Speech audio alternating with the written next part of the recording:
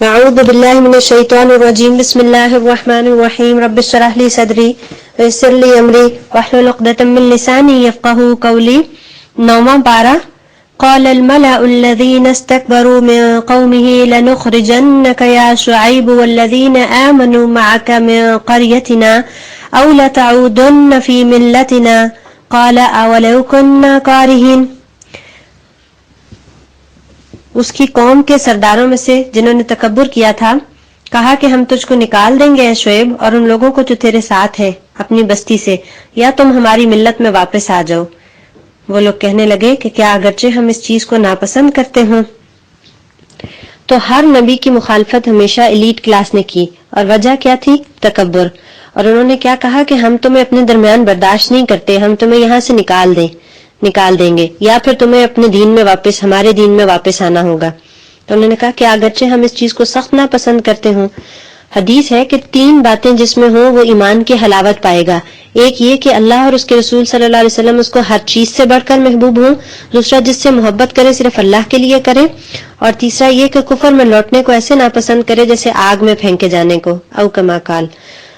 اور انہوں نے پھر یہ بھی کہا کہ وما یکون لنا، آیت نمبر 89 میں، کہ نہیں ہے ہمارے لیے ان نعود فیہا، کہ ہم اس میں لوٹے، الا یشاء اللہ، مگر یہ کہ ہمارا رب چاہے، ربنا جو ہمارا رب، اللہ چاہے جو ہمارا رب ہے. یعنی کسی کا دین پر ثابت قدم رہنا یہ اللہ کی توفیق سے ہی ممکن ہوتا ہے. کبھی کسی کو اپنے ایمان پر غرور نہیں کرنا چاہیے، کیونکہ دل ہے کسی وقت بھی پھر سکتا ہے. اسی لیے ایمان پر استقامت کی دعائیں بھی سکھائی گئی، یا مقلب القلوب ثبت قلبی علی دینک. آپ صلی اللہ علیہ وسلم بھی اس کو بکثرت پڑھا کرتے تھے نا. ایک مرتبہ صحابہ نے عرض کیا کہ ہم ایمان لائے ہیں، کیا آپ کو ہمارے متعلق خطرہ ہے؟ کہا کیوں نہیں، دل اللہ کی 2 انگلیوں کے درمیان ہے، جیسے چاہے ان کو بدل دے. حضرت ابو درداء رضی اللہ عنہ تشہد میں نفاق سے پناہ مانگتے تھے. کسی نے ان سے کہا آپ کو نفاق کا کیا ڈر؟ کہنے لگے آدمی ایک گھڑی میں ہی دین سے پھر جاتا ہے، یعنی شیطان جو پیچھے لگا ہوا ہے. تو پھر اللہ سبحانہ تعالیٰ فرماتے ہیں کہ جن الذین کذبوا شعیبا، جن لوگوں نے شعیب کو جھٹلایا تھا، کأن لم یغنوا فیہا، ایسے ہو گئے گویا کہ کبھی اس میں بسے ہی نہ تھے. حالانکہ خوب فلرشڈ لوگ تھے، اچھے خاصے بستے تھے، لیکن نام و نشان مٹا کر رکھ دیا گیا ان کا. اور پھر یہ بھی فرمایا کہ ہم نے وما ارسلنا فی قریۃ من نبی، اور نہیں بھیجا ہم نے کسی بستی میں کوئی نبی، الا اخذنا اہلها بالبأساء والضراء لعلهم یضرعون، کہ ہم نے ان لوگوں کو سختیوں کے ساتھ اس لیے پکڑا کہ شاید کہ وہ گڑ گڑائیں. یعنی جو بھلائی ہوتی ہے، خوشحالی ہوتی ہے، اور بدحالی، یہ دونوں ہی امتحان ہیں. صحابہ اکرام بہت نعمتوں سے بھی ڈرا کرتے تھے کہ کہیں اللہ کی طرف سے استدراج نہ ہو، ڈھیل نہ ہو کہ اس کے بعد اچانک پکڑ ہو جائے. تو نعمتوں کو بھی عاجزی کے ساتھ ہی استعمال کرنا چاہیے. یہ قوم شعیب کے بارے میں جو ذکر کیا گیا، یہ کن گناہوں میں پکڑی گئی؟ یہ اللہ اور رسول یعنی حضرت شعیب کی نافرمانی اور شرک کے ساتھ ساتھ ان کی نمایاں خرابی، تجارت میں بددیانتی، ناپ تول میں کمی. اور یہ بھی معلوم ہے کہ وہ راہزنی کرتے تھے، نہ راستے میں ناکے لگا کر لوٹ لیتے تھے، اللہ پر نہ خود ایمان لاتے تھے، نہ دوسروں کو سیدھی راہ پر چلنے دیتے تھے. حضرت شعیب کی پیروی میں انہیں کس بات کا اندیشہ تھا؟ کہتے تھے لئن اتبعتم شعیبا انکم اذا لخاسرون، کہ اگر تم شعیب کے پیچھے چلو گے تو خسارہ پاؤ گے. یہ قوم کے سرداروں، کے دانشوروں کا یہ خیال تھا کہ اگر حضرت شعیب کے فرمان کے مطابق دیانتداری برتنے لگے، ہیرا پھیری نہ کریں، تو ان کی تو تجارت اور معیشت برباد ہو جائے گی. آج بھی دودھ والے کی ملاوٹ سے لے کر قوم کے بڑوں تک کو سود، تجارتی ہیر پھیر، سیاست میں جھوٹ، کرپشن میں ہی کامیابی نظر آتی ہے. ان کو لگتا ہے کہ ترقی کے یہی لوازم ہیں، حالانکہ ایسا نہیں، یہ سراسر یہی خسارہ ہے. اور پھر تمام انبیاء کے واقعات میں ہم دیکھتے ہیں کہ ساری گڑبڑ قوم کے سرداروں نے پھیلائی. قال الملأ الذین کفروا من قوم، انہوں نے ہی نبیوں کی مخالفت میں شدت برتی نا. تو اصول یہ ہے کہ تمہارے اعمال ہی اصل میں تمہارے حکمران ہوتے ہیں. حکمران عوام کے اعمال کے مطابق ہوتے ہیں. عوام الناس اگر بڑھ کر فاسق سرداروں، حکمرانوں کا راستہ نہ روکیں تو پھر پوری قوم کو خمیازہ بھگتنا پڑتا ہے. قوم نافرمانیوں میں اپنے لیڈروں کا ساتھ دیکھ کر یا چپ رہ کر ان کے غلط کاریوں کو دیکھتی رہے تو ظاہر ہے پھر اس کی بھی پکڑ ہوتی ہے. اور اللہ فرد یا قوم کو آزمائش میں کیوں مبتلا کرتا ہے؟ اس لیے کہ زندگی امتحان ہے. فرد یا قوم غفلت کا شکار ہو جائے تو اسے واپس ہوش میں لانے کے لیے بسا اوقات سختی کا معاملہ کیا جاتا ہے، جیسے کسی بے ہوش کو تھپڑ وغیرہ مارے جاتے ہیں. مومن تو لوٹ آتا ہے، اصلاح کر لیتا ہے. اور منافق کا معاملہ ویسے ہی حدیث کے مطابق ایسا ہوتا ہے جیسے گدھا کہ نہیں جانتا کہ اس کے مالک نے کیوں باندھا ہے یا اس کو کیوں کھولا ہے. تو یہاں پہ پھر آیت 96 میں سورہ اعراف میں جو ذکر کیا گیا اس سے ہمیں یہ پتہ چلتا ہے کہ ایمان اور تقوی کیا صرف آخرت کی زندگی سنوارے گا، کیا دنیا میں اس کا کوئی فائدہ نہیں؟ یہ پتہ چلتا ہے کہ ایمان اور تقویٰ دنیا میں بھی آسمان اور زمین سے برکتوں کے دروازے کھول دیتا ہے اور برکتوں کا ہی باعث بنتا ہے، کیونکہ کہا گیا اگر یہ بستی والے ایمان لاتے، تقویٰ اختیار کرتے، ہم آسمان اور زمین سے ان پر برکتوں کے دروازے کھول دیتے، پھر لیکن انہوں نے جھٹلایا تو ہم نے ان کو ان کے کسب کی وجہ سے پکڑ لیا۔ آیت نمبر 97 میں کہ کیا نہ ڈر ہو گئے یہ بستی والے کہ ان کے پاس آئے ہمارا عذاب بیاتن رات کو، وہم نائمون یا سوئے ہوئے ہوں، یا یہ اس بات سے بے خوف ہو گئے ہیں بستی والے کہ ان کے اوپر ہمارا عذاب آئے ضحن دن کو، وہم یلعبون جبکہ یہ کھیل کود رہے ہوں، یعنی اپنی خوشحالی میں ہوں، اپنے کام کر رہے ہوں۔ افامنوا مکر اللہ، کیا یہ اللہ کی تدبیروں سے بے خوف ہو گئے ہیں؟ اور اللہ کی تدبیر سے وہی بے خوف ہوتے ہیں جو خسارہ پانے والی قوم ہوتی ہے۔ حسن بصری کہا کرتے تھے کہ مومن نیک کام کرتے ہوئے بھی ڈرتا ہے، لرزتا رہتا ہے، اور فاجر گناہ کے کام کرتے ہوئے بھی امن و سکون میں ہوتا ہے۔ ایک حدیث کا مفہوم ہے کہ بے شک مومن اپنے گناہوں کو ایسے دیکھتا ہے جیسے وہ کسی پہاڑ کے نیچے بیٹھا ہو اور وہ ان کے نیچے دب جائے، اور فاجر ایسے دیکھتا ہے جیسے ناک پر مکھی بیٹھی ہو۔ پھر فرمایا، اچھا اس میں ہم دیکھتے ہیں کہ سورہ اعراف میں پے در پے گزشتہ قوموں کی کہانیاں سنائی گئی ہیں، تو ان سے کیا سبق مل رہا ہے؟ دراصل نبی کے مقابل کافر سردار اپنی مال و دولت، مرکزی حیثیت جیسے مکہ والے کعبہ کی مجاوری پر ناز اور فخر کرتے تھے۔ انہیں اور رہتی دنیا تک کے سرداروں کو یہ پیغام دیا گیا ہے کہ اپنے اپنے دور کی بہت طاقتور قومیں جب پیغمبروں سے اور اسلام سے ٹکرائی تو پھر ان کا کیا انجام ہوا؟ فرعون جیسے جابر قوی بادشاہ کے دربار میں تنہا کھڑے حضرت موسیٰ اور دبی پسی قوم بنی اسرائیل سرخرو ہو گئے، اور سارے اقتدار والے مال و اسباب کے ساتھ ڈوب گئے یا عذابوں میں پکڑے گئے۔ یہی کہانی نبی اکرم صلی اللہ علیہ وسلم کے دور میں دہرائی گئی۔ آپ نے تنہا کوہ صفا پر چڑھ کر پکارا، آپ ستائے گئے، آزمائے گئے، لیکن بالآخر فتح حق کی ہوئی، اسلام غالب آیا، پوری دنیا میں پھیلا۔ قرآن کا یہی پیغام آج بھی ہے ہمارے لیے، قرآن کی دعوت لے کر کھڑے ہو جانے کا پیغام اور کفر کی مغلوبیت کا پیغام، یعنی ہمیں قرآن سے یہ اعتماد حاصل کرنا ہے کہ صرف اسلام ہی حق ہے۔ آیت نمبر 102 میں فرمایا گیا، وما وجدنا لأکثرهم من عہد، ہم نے ان میں سے اکثر کا کوئی عہد نہیں پایا، یعنی عہد کو پورا کرنے والے نہیں تھے، نہ کوئی کمٹمنٹ تھی، نہ دین پر کوئی استقامت۔ وإن وجدنا أکثرهم لفاسقین، اور ان میں سے اکثر کو ہم نے فاسق ہی پایا۔ آگے پھر آیت نمبر 103 سے آگے، وقال موسیٰ یا فرعون انی رسول من رب العالمین، اور اس سے پہلے جو ہے ثم بعثنا من بعدهم موسیٰ بآیاتنا الی فرعون وملئہ فظلموا بها، یعنی موسیٰ علیہ السلام کا طویل قصہ آ رہا ہے جس میں فرعون کا اور جادوگروں کے ساتھ ان کے مقابلے کا بھی ذکر ہے، اور پھر آخر میں کہا گیا فانظر کیف کان عاقبۃ المفسدین، دیکھو کہ کیسا انجام ہوا فساد کرنے والوں کا۔ تو اس واقعے میں بھی ہم دیکھتے ہیں کہ جادوگروں کے جادو اور موسیٰ علیہ السلام کی نشانیوں میں کیا فرق تھا؟ بظاہر تو وہ بھی جادو ہی دکھتا تھا نا۔ تو جادوگروں نے جو جادو کیا وہ نظر بندی اور فریب تھا۔ جادو شیاطین جنات کی مدد سے کیا گیا جھوٹ اور فریب ہوتا ہے۔ وقتی طور پر ان کی لاٹھیاں اور رسیاں بھی سانپ بن کر دوڑتی ہوئی محسوس ہوئی، لیکن حضرت موسیٰ کو عطا کردہ نشانی اللہ کا معجزہ اور حق تھی، جس کے پیچھے حضرت موسیٰ کا پاکیزہ کردار اور اللہ کی قدرت اور قوت تھی۔ پلاسٹک کے پھول اور اصل خوشبودار پھولوں کے فرق کی مانند جادوگر کیونکہ ماہر فن تھے، وہ اصل اور نقل کا فرق جانتے تھے، اس لیے حضرت موسیٰ کا معجزہ دیکھتے ہی سجدے میں جا پڑے اور ایمان لے آئے۔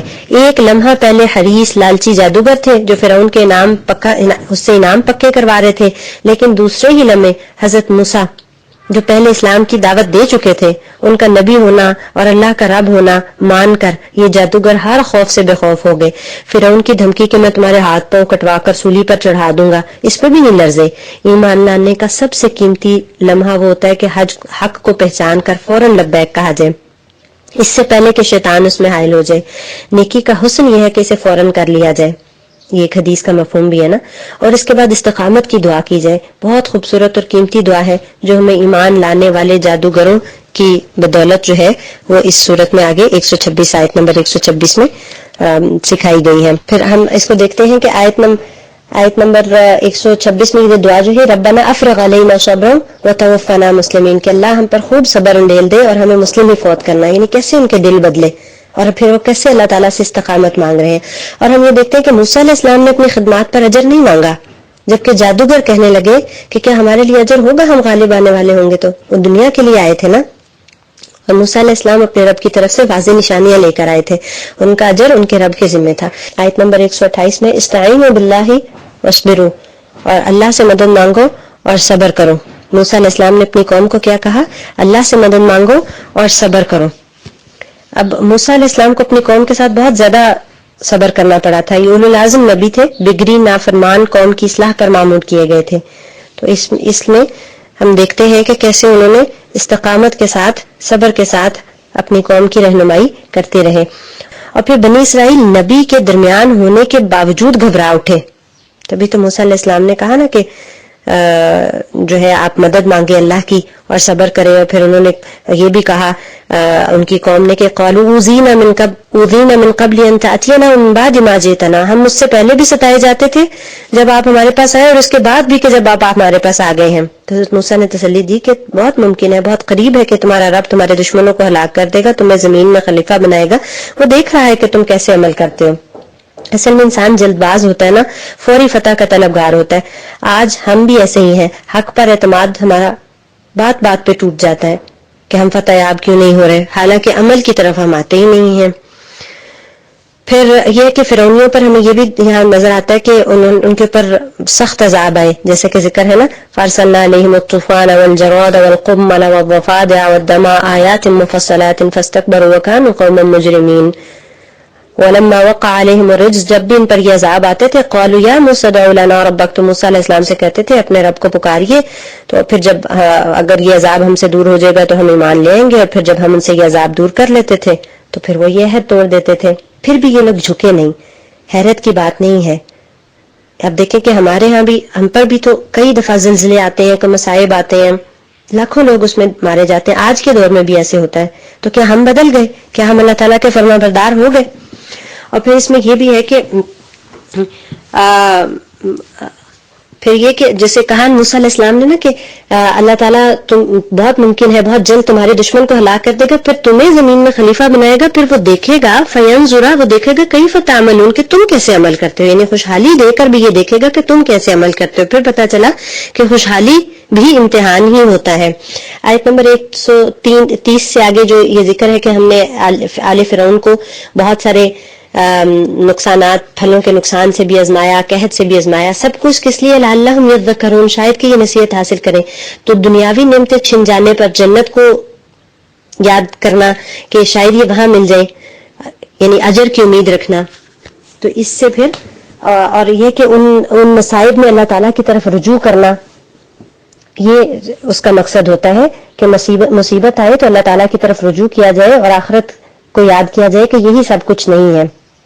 اور پھر یہ وہی بات جو کہ موسیٰ علیہ السلام سے انہوں نے کہا کہ اپنے رب کو پکاریے، یعنی خود دعا نہیں کرتے تھے. ہر وقت موسیٰ علیہ السلام سے کہتے تھے کہ آپ پکاریے، حالانکہ استغفار تو ان کو خود بھی کرنا چاہیے تھا نا. تو خود بھی دل جمی کے ساتھ عبادت کرنا یہ بہت ضروری ہے. اور پھر فرمایا کہ ہم نے ان کو غرق کر دیا دریا میں، اور اس وجہ سے کہ ہماری آیات کو جھٹلاتے تھے اور وہ اس سے غافل تھے. تو آیات سے غفلت برتنا ان کا جرم تھا، جس پر ان کو کیا سزا دی گئی کہ یہ غرق کر دیے گئے. اور اس کے بعد پھر آیت نمبر 137 میں کہا وَتَمَّتْ كَلِمَةُ رَبِّكَ الْحُسْنَى عَلَى بَنِي إِسْرَائِيلَ بِمَا صَبَرُوا، تیرے رب کی بات بنی اسرائیل پر یہ اچھے اچھے وعدے کیوں پورے ہوئے؟ اس وجہ سے کہ انہوں نے صبر کیا. کیونکہ ہمیں بتایا گیا وَعَلَمْ أَنَّ النَّصْرَ مَعَ الصَّبْرِ، کہ جان لو کہ نصرت جو آتی ہے اللہ کی وہ صبر کے ساتھ ہی آتی ہے. اور آیت نمبر 138 میں یا موسیٰ اجعل لنا آلہۃ الہا کما لہم آلہۃ، موسیٰ علیہ السلام کوہ طور پر گئے تو انہوں نے پیچھے سے کیا کہا، پہلے ہی بلکہ اس سے پہلے ہی مطالبہ شروع کر دیا کہ ہمارے بھی کوہ طور پر جانے سے پہلے ان کا گزر ایک بستی سے ہوا. تو انہوں نے دیکھا کہ قوم جو ہے وہ بتوں کی پوجا کر رہی ہے. تو انہوں نے کہا ہمارے لیے بھی ایسا معبود بنائیں جیسا ان کا معبود ہے. تو فرعونیوں کی معاشرت سے یہ بہت زیادہ متاثر تھے، جیسے ہم تہوار، لباس، کھانے اور رسم و رواج میں ہر ایک سے متاثر ہو جاتے ہیں. تو پھر موسیٰ علیہ السلام نے کہا کہ انکم قوم تجہلون، تم تو بہت ہی جاہل قوم ہو کہ اللہ تعالیٰ نے تمہیں اتنی بڑی بڑی نشانیاں دکھائی ہیں اور تم پھر بھی اس طرح کی باتیں کرتے ہو کہ اللہ کے سوا میں تمہیں اور کوئی خدا بتاؤں، حالانکہ اس نے تم کو جہانوں پر فضیلت دی. پھر اس کے بعد ووعدنا موسیٰ 30 لیلہ، ہم نے موسیٰ علیہ السلام سے 30 راتوں کا وعدہ کیا، پھر اس کو مزید 10 کے ساتھ پورا کیا. تو اس دوران موسیٰ علیہ السلام نے اپنے بھائی سے کہا کہ آپ میرے پیچھے خلیفہ ہوں گے میری قوم میں، وہ اصلح اور اصلاح کرتے رہیں، ولا تتبع سبیل المفسدین، اور فساد کرنے والوں کے راستے کا اتباع نہ کریں. اب موسیٰ علیہ السلام کو کوئی طور پر بلانے کے سبق، اس واقعے میں کیا سبق ہے کہ ذمہ دار جب کہیں جائے تو قائم مقام مقرر کر کے اسے تمام تر ذمہ داریاں سونپ کر جائیں، خواہ گھر ہے، ادارہ ہے، تنظیم ہے، ہر دائرے میں یہ رہنمائی کر دی۔ اور پھر موسیٰ علیہ السلام اللہ تعالیٰ سے ہدایات لینے گئے اور بنی اسرائیل نے بچڑے کو معبود بنا لیا۔ اور موسیٰ علیہ السلام جب واپس آئے تو پھر ان کو اس پر بہت زیادہ غصہ بھی آیا۔ کیوں اتنا غصہ آیا؟ کیونکہ قوم بنی اسرائیل غلامی کے طویل عرصے میں رہ کر پست کردار ہو چکی تھی، غلامانہ ذہنیت کے اثرات کے تحت اپنا تشخص گم کر چکی تھی، کافر قوموں کی مرعوبیت اور ان جیسا بننے کی شدید خواہش تھی، اس لیے کھلی نشانیاں دیکھ کر بھی نہ بدلی۔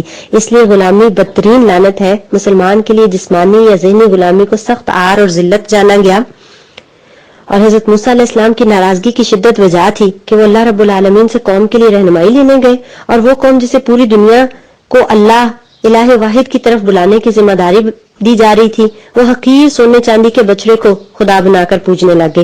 اتنے بڑے شرک پر غضبناک نہ ہوتے تو کیا کرتے؟ موسیٰ علیہ السلام اولو العزم نبی تھے، بگڑی نافرمان قوم کی اصلاح پر مامور کیے گئے تھے، اس وجہ سے انہوں نے ان کے ساتھ صبر بھی کیا اور مستقل اللہ تعالیٰ سے دعائیں بھی مانگتے رہے ان کی ہدایت کے لیے اور اپنی استقامت کے لیے۔ پھر فرمایا کہ سأصرف عن آیاتی الذین یتکبرون فی الارض، میں پھیر دوں گا اپنی آیات سے ان لوگوں کو جو زمین میں، سأصرف عن آیاتی الذین یتکبرون فی الارض بغیر الحق، جو زمین میں ناحق تکبر کرتے ہیں۔ اگر یہ ہر نشانی دیکھ لیں تو پھر بھی یہ اس پر ایمان نہیں لاتے، کیونکہ تکبر علم سے محروم کر دیتا ہے، انسان خود کو اکل کل سمجھنے لگتا ہے نا۔ تو اللہ سبحانہ تعالیٰ کہتے ہیں اگر یہ بھلائی کا راستہ دیکھتے ہیں تو اس کو راستہ نہیں بناتے، لا یتخذوہ سبیلا وَإِن یروا سبیل الغی، اگر گمراہی کا راستہ دیکھتے ہیں یتخذوہ سبیلا تو اس کو راستہ بنا لیتے ہیں۔ ذلک بأنہم کذبوا بآیاتنا، اس وجہ سے کہ انہوں نے ہماری آیات کو جھٹلایا، وکانوا عنہا غافلین، اور اس سے یہ غافل تھے۔ آیت نمبر 150 میں پھر حضرت موسیٰ علیہ السلام نے اپنی قوم کو جب واپس آئے اور یہ کہا کہ اعجلتم امر ربکم، کیا تم اپنے رب کے حکم سے جلدی کی؟ یعنی تحمل مزاجی اللہ کی طرف سے اور جلد بازی شیطان کی طرف سے ہے۔ نیک کام میں جلدی کی جا سکتی ہے جیسے نماز اول وقت میں، لیکن یہاں پہ انہوں نے کیا کیا؟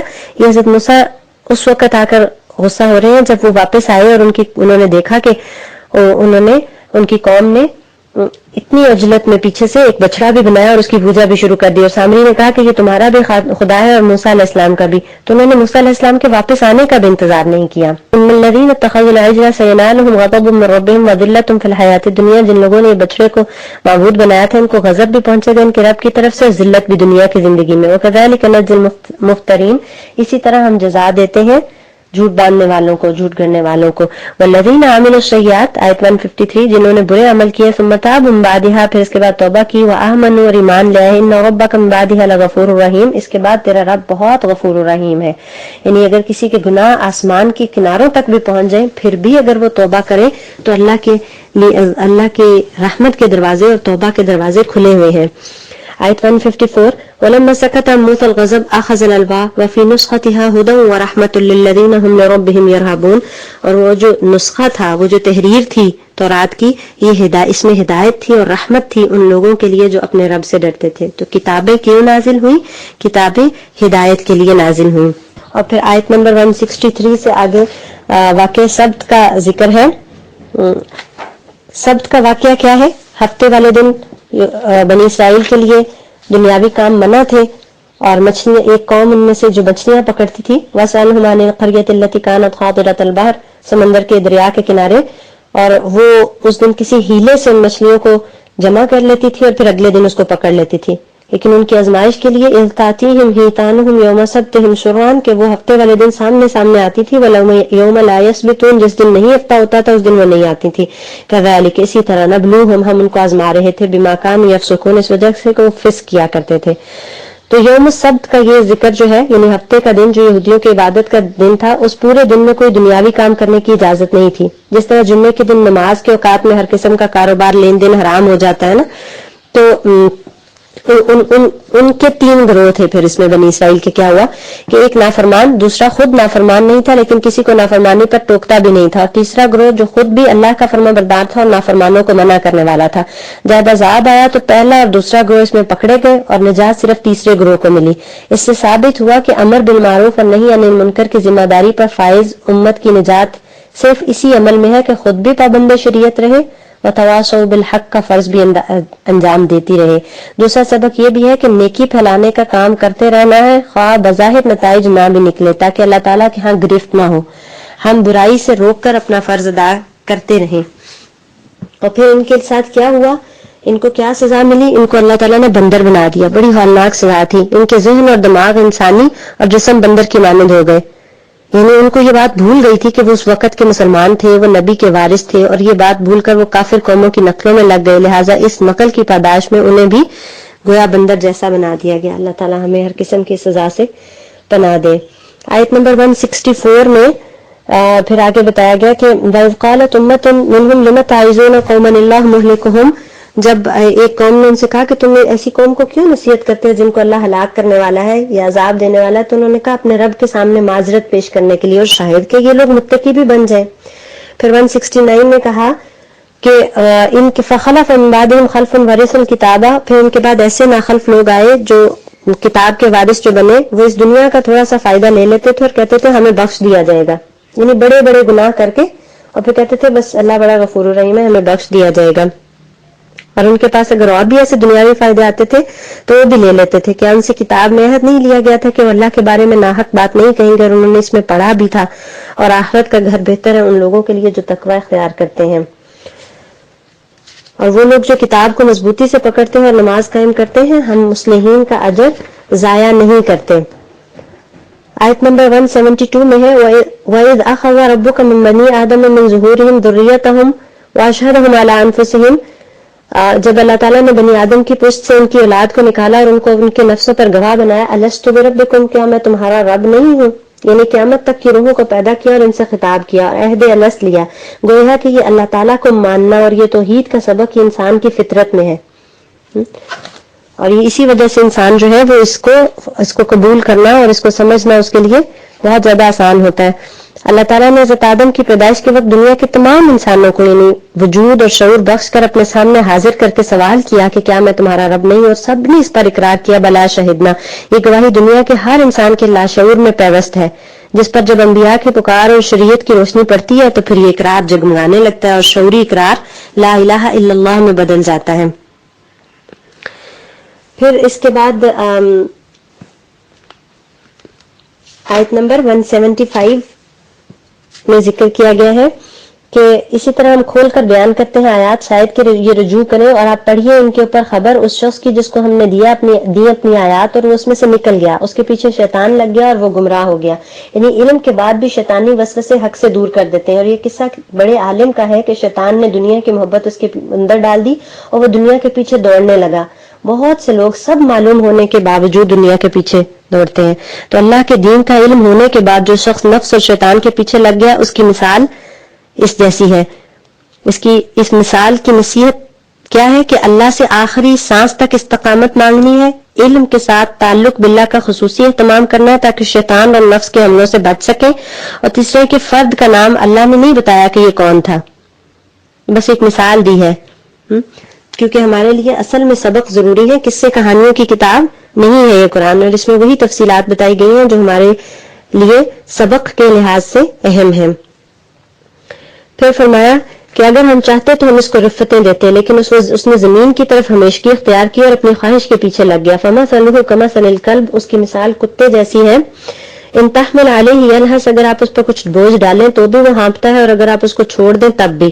یہ مثال ہے ان لوگوں کی جو جھٹلاتے ہیں ہماری آیات، بس آپ قصہ بیان کر دیں شاید کہ یہ غور و فکر کریں۔ یعنی دنیا کے پیچھے، یعنی کتا لالچ کا سمبل ہے نا، تو یہ دنیا دار کی مثال ہے کہ دنیا کے پیچھے وہ ہر وہ کام کرتا ہے کہ جو وقتی فائدہ ملے، خواہ دین کا نقصان ہی کیوں نہ ہو۔ کتا بھوکا ہو یا نہ ہو وہ زبان لٹکائے رکھتا ہے لالچی ہو کر۔ تو ایسے لوگوں کو واز کریں تو بھی ویسے، نہ کریں تو بھی ویسے۔ پھر فرمایا وَلَقَدْ زَرَعْنَا لِجَهَنَّمَ كَثِيرًا مِنَ الْجِنِّ وَالْإِنسِ، ہم نے جہنم کے لیے بہت سے جن انسانوں کو پیدا کر دیا، ان کے دل تو ہیں سمجھتے نہیں ہیں، ان کی آنکھیں ہیں وہ دیکھتے نہیں ہیں، ان کے کان ہیں سنتے نہیں ہیں، مویشیوں جیسے ہیں بلکہ ان سے بھی گئے گزرے ہیں۔ تو یہ کون لوگ ہیں جنہیں اللہ جانوروں سے بھی گیا گزرا بتاتا ہے کہ جن کے دل ہوں اور اس میں سوچے فکرے بھی ہوں، لیکن ساری غلط اور لا یعنی اللہ اور آخرت کی فکر کے سوا ہر فکر میں منہمک دل جو ہے یہ ٹھیک نہیں ہے۔ کان آنکھیں تو ہوں لیکن اس سے وہ دنیا کی ساری چیزیں، فلمیں، ڈرامے، کپڑے، جوتے، مرد، عورتیں، گاڑیاں سب نظر آتی ہوں، لیکن پہلو میں موجود، گھر میں موجود قرآن پڑھنے سننے کی فرصت ہی نہ ہو. تو اللہ ایسے لوگوں کو جو ہدایت سے دور ہیں، جو حق کو نہ دیکھتے ہیں، نہ سنتے ہیں، نہ جانتے ہیں، ان کو جانوروں سے بھی بدتر بتا رہا ہے، کیونکہ جانور کو عقل اور شعور سے نوازا نہیں گیا، ان کو تو نوازا گیا تھا جس کو انہوں نے استعمال نہیں کیا. پھر وَلِلَّهِ الْأَسْمَاءُ الْحُسْنَىٰ فَادْعُوهُ بِهَا، سارے اچھے نام اللہ کے ہیں، اس کے ساتھ اس کو پکارو. اللہ کے ناموں کی فضیلت آئی ہے، صحیحین میں ان کی تعداد 99 بتائی گئی ہے کہ جو ان کو شمار کرے گا جنت میں داخل ہوگا. شمار سے مراد ایمان لانا، اخلاص سے پڑھنا، یاد کرنا، سمجھنا. آیت نمبر 188 میں بتایا گیا قُل لَا أَمْلِكُ لِنَفْسِي، کہہ دیجئے میں نہیں مالک اپنے نفس کے لیے بھی، نفعا ولا ضرا، نہ نفع کا نقصان کا، الا ما شاء اللہ، مگر جو اللہ چاہے، یعنی ہوتا وہی ہے جو اللہ چاہے. وَلَوْ كُنْتُ أَعْلَمُ الْغَيْبَ، اگر میں غیب جانتا ہوتا، لَاسْتَكْثَرْتُ مِنَ الْخَيْرِ، تو میں کثرت سے خیر لے جاتا. وَمَا مَسَّنِيَ السُّوءُ، اور مجھے کبھی کوئی تکلیف نہ پہنچتی. إِنْ أَنَا إِلَّا نَذِيرٌ وَبَشِيرٌ، میں تو ایک ڈرانے والا اور بشارت دینے والا ہوں. لِقَوْمٍ يُؤْمِنُونَ، اس قوم کے لیے جو ایمان لائے. هو الذي خلقكم من نفس واحدة، وہ اللہ ہے جس نے تم کو ایک نفس سے پیدا کیا. وجعل منها زوجها، اس سے اس کی زوجہ کو بنایا. ليسكن إليها، تاکہ اس کی طرف سکون پائے. تو عورت کے اہم ترین رول میں سے ایک یہ ہے کہ وہ گھر والوں کے لیے باعث سکون ہو، کیونکہ شوہر بھی اگر باہر کے کاموں سے آئے تو گھر آ کے اس کی تھکن اتر جائے. جیسے نیک بیوی کے بارے میں کہا گیا کہ خامند اسے دیکھے تو خوش ہو جائے. تو گھر کو پرسکون کرنے میں بیوی کا رول ہے، اور بعض اوقات مرد سے بھی زیادہ ہے. آیت نمبر 191 میں ہے کہ اَیُشْرِکُونَ مَا لَا يَخْلُقُ شَيْئًا وَهُمْ يُخْلَقُونَ، کیا یہ ان کو شریک ٹھہراتے ہیں جو کچھ بھی پیدا نہیں کر سکتے، وہ خود پیدا کیے گئے ہیں، وہ تو خود مخلوق ہے. اور پھر کہا کہ وَلَا يَسْتَطِيعُونَ لَهُمْ نَصْرًا وَلَا أَنفُسَهُمْ يَنصُرُونَ، یہ ان کی مدد کیا کریں گے، یہ تو اپنے نفسوں کی بھی مدد نہیں کر سکتے. پھر فرمایا کہ ان الذین تدعون، جن لوگوں کو تم پکارتے ہو اللہ کے سوا، عباد امثالکم، بندے ہیں وہ تمہارے ہی جیسے. یہاں عباد کا لفظ استعمال ہوا ہے. فدعوہم، تم ان کو پکارتے رہو. فلیستجیبوا لکم، چاہیے کہ وہ جواب دیں تم کو. ان کنتم صادقین، اگر ہو تم سچے. آیت نمبر 198 میں پھر دعوت و تبلیغ کے اصول آگے بتائے گئے ہیں کہ خذ العفو وامر بالعرف واعرض عن الجاہلین، کہ دائی جو ہے وہ نرم ہو، متحمل اور عالی ظرف ہو، مخالفوں کے لیے حلیم ہو، جہالت کا جواب جہالت تلخی درستگی سے نہ دے، بحث مباحثے یہ کلامی کشتی سے گریز برتے، نرم خوئی سے حق صاف واضح، غیر مبہم غیر فلسفیانہ انداز سے بات پہنچائے، درد مندی اور دل سوزی ساتھ ہو، یعنی دل میں ہوگی تو زبان پر آئے گی، لہٰذا دل کو درست رکھیں اور شیطان کے حملوں سے چوکس رہیں. پھر فرمایا وَإِذَا قُرِئَ الْقُرْآنُ فَاسْتَمِعُوا لَهُ وَأَنصِتُوا، جب قرآن پڑھا جائے تو اس کو غور سے سنو اور خاموش ہو جایا کرو. اور یہ بھی فرمایا کہ اس سے پہلے جو وَإِمَّا يَنزَغَنَّكَ مِنَ الشَّيْطَانِ نَزْغٌ فَاسْتَعِذْ بِاللَّهِ، اگر شیطان آپ کو کبھی بھی کوئی وسوسہ ڈالے تو اللہ کی پناہ میں آ جایا کریں. إِنَّهُ سَمِيعٌ عَلِيمٌ، بے شک وہ سننے والا اور جاننے والا ہے. یہاں پھر قرآن پڑھنے کا ادب بھی سکھایا گیا کہ خاموش رہ کر توجہ سے سنا جائے. پڑھنے والا خیال رکھے کہ ایسی جگہ بیٹھ کر تلاوت نہ کرے جہاں لوگ کاموں میں مشغول ہو یا آرام کر رہے ہوں، کیونکہ ان لوگوں کو بھی چاہیے کہ وہ قرآن کو غور سے سنیں. وَاذْكُر رَبَّكَ فِي نَفْسِكَ تَضَرُّعًا وَخِيفَةً، اپنے رب کا اپنے نفس میں تو عاجزی کے ساتھ ذکر کریں. دون الجہر من القول بالغدو والآصال، صبح و شام ذکر کا ذکر کیا گیا. وَلَا تَكُن مِّنَ الْغَافِلِينَ، اور غافلین میں سے نہ ہو، جو ذکر نہیں کرتا وہ غافل ہو جاتا ہے. اور دعا صبح و شام ذکر کریں، دعائیں کریں اللہ سے قبولیت کے یقین کے ساتھ، اور یاد رکھیں کہ اللہ غافل دل کی دعا نہیں سنتا. ان الذین عند ربک لا یستکبرون عن عبادتہ ویسبحونہ ولہ یسجدون، کہ جو تیرے رب کے پاس لوگ ہیں وہ اس کی عبادت سے تکبر نہیں کرتے، اس کی تسبیح کرتے رہتے ہیں اور اسی کے لیے سجدہ کرتے ہیں. سجدہ تلاوت ہے، یہ سنت ہے، اور اس کو جب کرتے وقت اللہ اکبر کہنا ہے، اٹھتے وقت نہیں کہنا، ایک ہی سجدہ ہے. سورۃ الانفال، بسم اللہ الرحمن الرحیم. یسألونک عن الانفال قل الانفال للہ والرسول فاتقوا اللہ واصلحوا ذات بینکم واطیعوا اللہ ورسولہ ان کنتم مؤمنین. کہ آپ سے مال غنیمت کے بارے میں پوچھتے ہیں، کہہ دیجیے یہ مال غنیمت اللہ اور رسول کے لیے ہے، پس تم اللہ سے ڈرو اور آپس میں تعلقات کی اصلاح کرو، اللہ رسول کی اطاعت کرو اگر ہو تم مومن. یہ بدر کے بعد یہ نازل ہوئی، بدر یوم الفرقان ہے اس تناظر میں، اور بے سر و سامانی کے عالم میں مسلمان جو ہے انہوں نے یہ جنگ کی اور اللہ تعالیٰ نے ان کو یہ فتح دی. یوم الفرقان اس کو اس لیے کہا جاتا ہے کہ حق و باطل کے درمیان یہ کسوٹی بن گیا. یہ صحابہ کی جانثاری بے مثل ایمان کی داستان ہے. اللہ کے بندے جب اپنی جان ہتھیلی پر لے کر نکل آتے ہیں تو وہ اپنی مدد کس محبت اور ناز سے کرتا ہے. یہ سب جنگ بدر کے سبق ہیں. اور جاہلیت کے دور میں طاقتور لوگ غنائم لے جاتے تھے اور پچھلی امتوں کے لیے غنائم حلال بھی نہیں تھے. نبی کریم صلی اللہ علیہ وسلم اور آپ کی امت کے لیے حلال کر دیے گئے. تو یہاں کہا گیا کہ انفال اللہ رسول کے لیے ہے، یعنی یہ دنیا کا سنبل ہے، ان کو اللہ رسول پر چھوڑ دو، یعنی جیسی وہ تقسیم بتائیں. اصلی ذات بینکم کہ آپس کے تعلقات جو ہیں ان کو درست رکھو، ان کے پیچھے مت بگاڑو. پھر فرمایا کہ مومن تو وہ ہیں کہ اذا ذکر اللہ، جب اللہ کا ذکر کیا جاتا ہے، وجلت قلوبہم، تو ان کے دل کانپنے لگتے ہیں. واذا تلیت علیہم آیاتہ، جب اس کی آیات پڑھ کر سنائی جاتی ہیں، زادتہم ایمانا، تو ان کا ایمان بڑھ جاتا ہے. وعلی ربہم یتوکلون، اور اپنے رب پر وہ توکل کرتے ہیں. الذین یقیمون الصلاۃ ومما رزقناہم ینفقون، جو نماز قائم کرتے ہیں اور جو ہم نے ان کو رزق دیا اس کو وہ خرچ کرتے ہیں. یہی سچے مومن ہیں. ان کے درجے ہیں ان کے رب کے پاس، اور مغفرت ہے اور رزق کریم ہے. پھر آیت نمبر 13 میں فرمایا گیا کہ جو مخالفت کرے گا رسول کی، وَمَن يُشَاقِقِ اللَّهَ وَرَسُولَهُ، اللہ کی اور رسول کی، فَإِنَّ اللَّهَ شَدِيدُ الْعِقَابِ، تو اللہ سخت سزا دینے والا ہے. آیت نمبر 16 میں فرمایا گیا کہ وَمَن يُوَلِّهِمْ يَوْمَئِذٍ دُبُرَهُ إِلَّا مُتَحَرِّفًا لِقِتَالٍ أَوْ مُتَحَيِّزًا إِلَىٰ فِئَةٍ فَقَدْ بَاءَ بِغَضَبٍ مِّنَ اللَّهِ وَمَأْوَاهُ جَهَنَّمُ وَبِئْسَ الْمَصِيرُ. یہ اس میں جو جنگ کے دن پیٹھ پھیرنے کا یا بھاگنے کی سزا بتائی گئی ہے کہ اس کو اللہ کے غضب میں گر جاتا ہے اور اس کا ٹھکانہ جہنم ہے. کیونکہ اگر جنگ میں ایک پیچھے ہٹے تو دوسرا اس کو دیکھ کے پھر تیسرا اس کو دیکھ کر ہٹتا ہے، تو یہ اس سے پھر ایک بھگدڑ مچ جاتی ہے. اور یہ صرف جنگ کی حالت میں نہیں، عام حالات میں بھی آپ دیکھیں کہ دین پر استقامت مانگنی چاہیے کہ اگر ہم پیچھے ہٹیں گے اور یا اس میں شک و شبہات کا اظہار کریں گے تو بہت سارے لوگ ہمیں دیکھ کر بھی ان شکوک و شبہات کا شکار ہو سکتے ہیں. آیت نمبر 20، یا ایھا الذین آمنوا اطیعوا اللہ ورسولہ، لوگوں جو ایمان لائے اطاعت کرو اللہ کی اور اس کے رسول کی. ولا تولوا عنہ وانتم تسمعون، جسے منہ نہ پھیرو جبکہ تم سن رہے ہو. اور ان لوگوں کی طرح نہ ہو جو جنہوں نے کہا کہ ہم نے سنا اور وہ سن نہیں رہے تھے. کیونکہ ان شر الدواب عند اللہ، اللہ کے نزدیک بدترین جانور وہ ہیں جو یہ بہرے اور گونگے ہیں. الذین لا یعقلون، جو عقل نہیں رکھتے. اور پھر اللہ سبحانہ تعالیٰ نے فرمایا کہ اگر اللہ ان میں کوئی خیر جانتا تو اللہ ان کو سنوا دیتا، اور اگر ان کو سنوا بھی دیتا تو یہ منہ پھیر لیتے، اور یہ ہیں ہی منہ پھیرنے والے. یعنی اللہ زبردستی نہیں سنواتا، اسی کو دیتا ہے جو کہ لینا چاہتا ہے. پھر فرمایا کہ لوگوں جو ایمان لائے ہو، نہ خیانت کرو اللہ سے اور اس کے رسول سے، اور نہ اپنی امانتوں میں خیانت کیا کرو جبکہ تم جانتے ہو. پھر امانت کی پاسداری کا کہا گیا، کیونکہ اس میں کوئی ایمان نہیں جس میں کوئی امانت نہیں، اور اس میں کوئی دین نہیں جس میں کوئی عہد کی پاسداری نہیں. پھر فرمایا کہ اگر تم ڈرتے رہو گے، آیت نمبر 29 میں، تو اللہ تمہارے لیے فرقان کر دے گا اور تمہارے گناہ تمہیں معاف کر دے گا اور بخش دے گا تم کو. یعنی ایک وقت آتا ہے کہ آدمی کو اپنی غلطیاں نظر ہی نہیں آتی، اور جیسے ہی تقوی آتا ہے تو پھر ساری کوتاہیاں نظر آتی چلی جاتی ہیں. تو اگر تقوی آئے گا تو اللہ تمہارے لیے فرقان مقرر کر دے گا.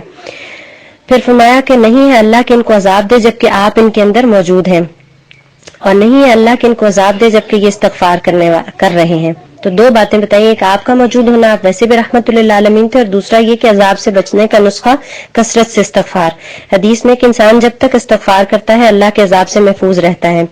آیت نمبر 35 میں ہے کہ وما کان صلاتهم عند البیت، خانہ کعبہ کے پاس ان کی کیا تھی نماز، الا مکاء وتصدیہ، مگر سیٹیاں بجانا اور تالیاں پیٹنا. فذوقوا العذاب بما کنتم تکفرون، پس چکھو عذاب اس وجہ سے کہ جو تم کفر کیا کرتے تھے. اب یہ جو رقص، دھمالے، تالیاں، یہ ان کی وہ اس کو نیکی سمجھتے تھے. اللہ سبحانہ تعالیٰ اس کو نیکی نہیں سمجھتے اور اس کو نیکی نہیں قرار دے رہے.